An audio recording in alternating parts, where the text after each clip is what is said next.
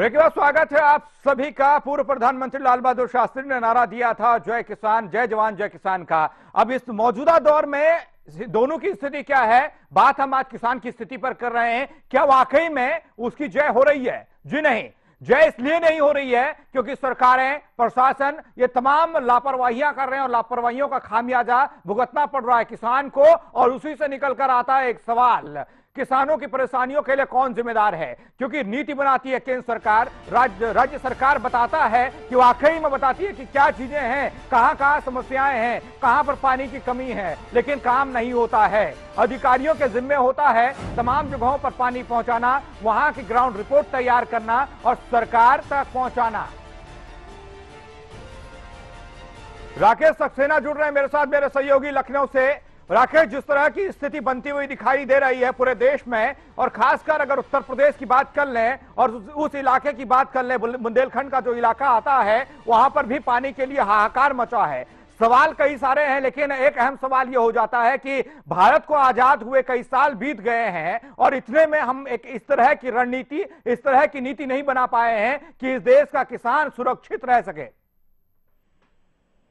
जी बिल्कुल, देखिए कृषि और किसान की बात है, जाहिर सी बात है, बड़ा दुर्भाग्य की बात है कि चाहे केंद्र सरकार हो चाहे राज्य सरकारें हो, इन दोनों चीजों पर उन्होंने नीतियां तो बहुत बनाई, कई इन्होंने जो है फायदे पहुंचाने के लिए उनके लिए योजनाएं भी बनाई, मगर सबसे बड़ी बात यह है, दुख की बात यह है कि उन योजनाओं का उन किसानों तक लाभ नहीं पहुंचता है। उनके जो प्रोडक्ट होते हैं, जो वो पैदा करते हैं खेतों में अपनी फसलें, उसका उनको उचित दाम नहीं मिलता है, उसको बिचौलिए खा जाते हैं।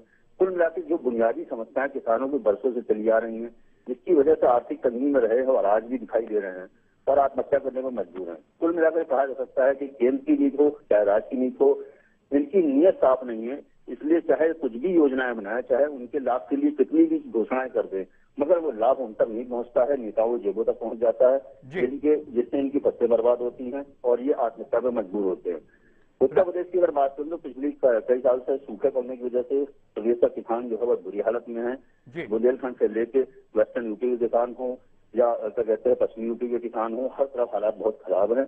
और घोषणाओं के नाम पर, इन लोग योजनाओं के नाम पर सिर्फ घोषणाएं होती हैं, इनके हाथ तक कुछ नहीं पहुंचता है।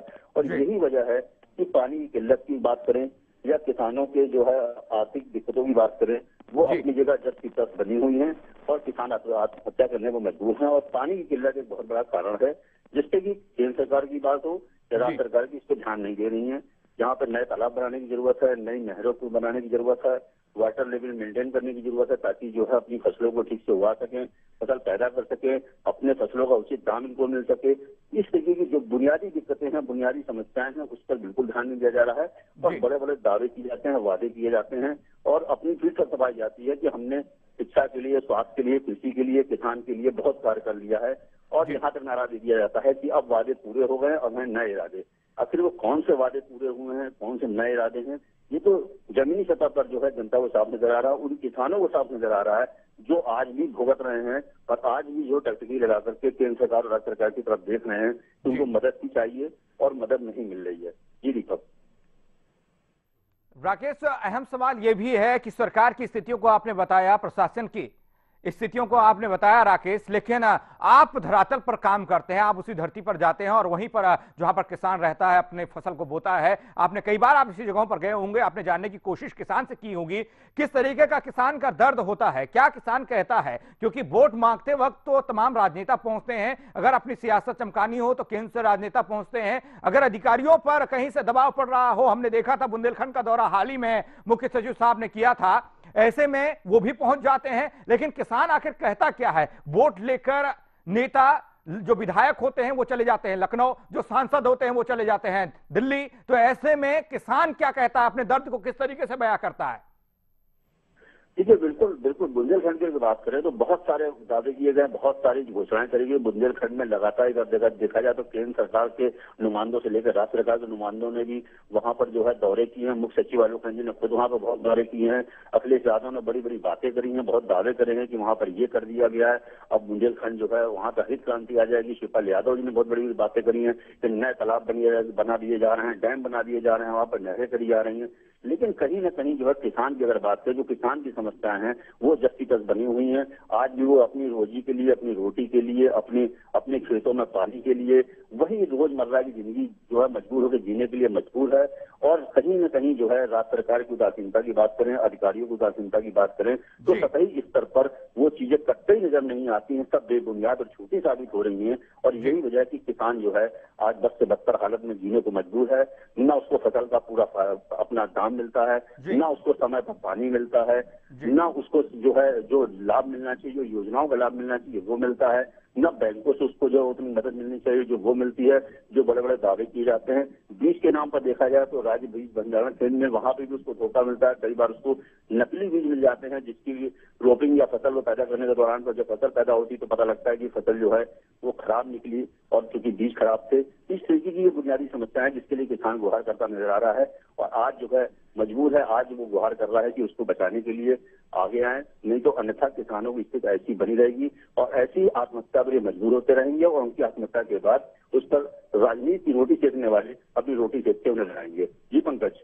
चलिए राकेश, बहुत बहुत शुक्रिया तमाम जानकारी के लिए। तो जिस तरीके से सूखे की स्थिति बनती जा रही है उसी को लेकर इंडिया क्राइम भी एक सूखे को लेकर, किसानों को लेकर एक मुहिम छेड़े हुए है कि आखिर इस देश में आजाद होने को, जिस तरीके से आजादी 1947 से लेकर आज तक की स्थिति अगर देखी जाए तो 70 साल तकरीबन हो जाते हैं हमको, और ऐसे में किस तरह की स्थिति इस देश में बनती जा रही है। तमाम राजनेता आते हैं, तमाम प्रधानमंत्री आए, सबने किसानों को लेकर सियासत जरूर की है, लेकिन क्या किसानों का भला हुआ है? किसान प्रधान देश तब भी कहा जाता था, आज भी कहा जाता है। क्या आज सिर्फ ये कहावत बनकर रह गया है या वाकई में किसान प्रधान देश ये है? क्योंकि लगातार देश में किसानों की कमी हो रही है, किसान आत्महत्या कर रहे हैं, किसान कर्ज तले दबा हुआ है, कर्ज और मर्ज के मकड़जाल में जकड़ा सा अपने आप को महसूस करता है। कहीं भी देखा जाए जो किसान फसल उगा रहा है बस खाने भर के लिए, अगर बाजार में फसल को बेचता है तो सही कीमत नहीं बनती। एक तरफ हम मेक इन इंडिया का जिक्र करते हैं, दूसरी कंपनियों को हम अपने देश में बुलाते हैं। क्या वाकई में इतने संजीदा हम अपने भारत के उन लोगों के लिए भी हैं जो यहीं पर पैदावार करते हैं? उनको आज जरूरत मालूम पड़ती है एक अच्छे बाजारीकरण की। क्या वो बाजार हम उन्हें उपलब्ध करा पा रहे हैं? अनवर रजा जुड़ रहे हैं मेरे सहयोगी मेरे साथ बांदा से। अनवर, बात किसान की हो रही है, बात इस देश की हो रही है जिस देश को किसान प्रधान देश कहा जाता है। किस तरह की स्थिति बांदा में बनी हुई है? अगर ओवरऑल उत्तर प्रदेश की बात की जाए तो किस तरह की स्थिति आपके नजरिए से आप देखते हैं? जिस तरह से बुंदेलखंड में तो वैसे ही पानी की पूरे साल किल्लत रहती है, गर्मी आते ही पानी का स्तर और नीचे गिर जाता है। सिंचाई की बात तो खैर छोड़िए, लोग पीने का पानी पीने को मिल जाए ये बहुत बात है। यहाँ पर इंसान अभी अप्रैल का महीना शुरू ही हुआ है, इससे पहले गर्मी का ये हाल है और लोग पानी पीने के लिए मजबूर हैं।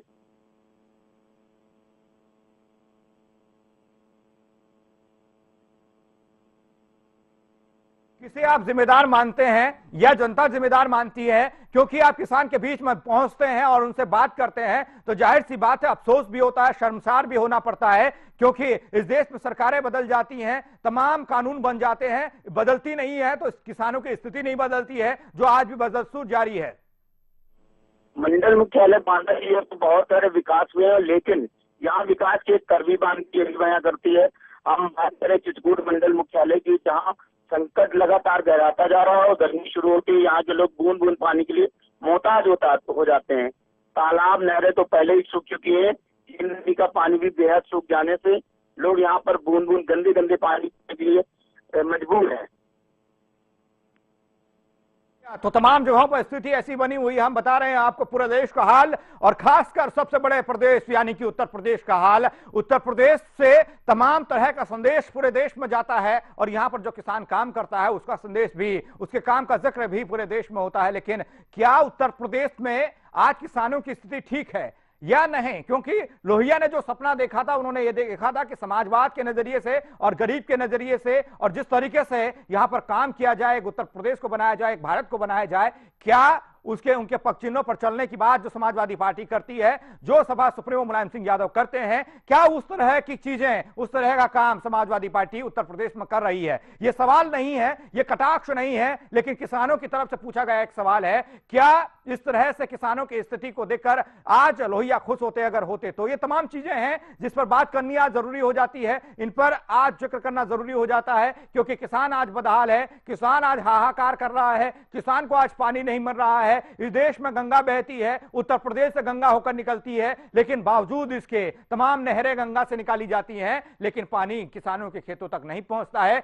तब शर्म आती होगी लोहिया की, उन तमाम जो लोहिया ने सपने देखे थे उनको चकनाचूर होते हुए लोहिया जरूर देख रहे होंगे, और उस दौरान वो ये बात कर रहे होंगे कि आज किसान की स्थिति किस तरह की बनी हुई है। जो सवाल हम लोग आपसे करते हैं और जो हमने आपसे सवाल किया था कि इस चीज के लिए कौन जिम्मेदार है, और आपकी राय और तमाम विशेषज्ञों की राय हमारे पास पहुंच चुकी है, और उस जवाब को हम आपके सामने पेश करने जा रहे हैं, किस तरह की स्थिति बनी थी और कौन जिम्मेदार है।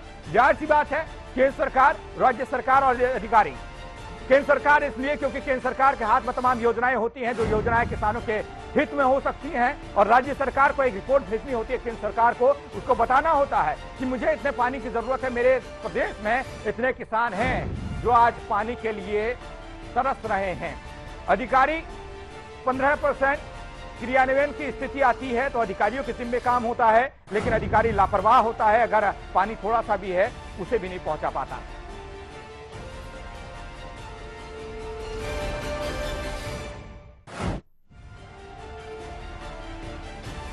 तो ये बताया था हमने हाल आपको इस देश के किसान का, और किसान प्रधान देश में आज किसान किस स्थिति में है, कौन इस चीज के लिए जिम्मेदार है। जाहिर सी बात है, सरकारें जिम्मेदार होती हैं, तमाम वो नौकरशाह जिम्मेदार होते हैं जिनके कंधों पर जिम्मेदारी होती है प्रदेश को संभालने की, देश को संवारने की, लेकिन यहाँ स्थिति बनती हुई और कुछ अच्छी होती हुई दिखाई नहीं दे रही है। आज के मुद्दे में फिलहाल इतना ही। आप बने रहिए इंडिया क्राइम के साथ।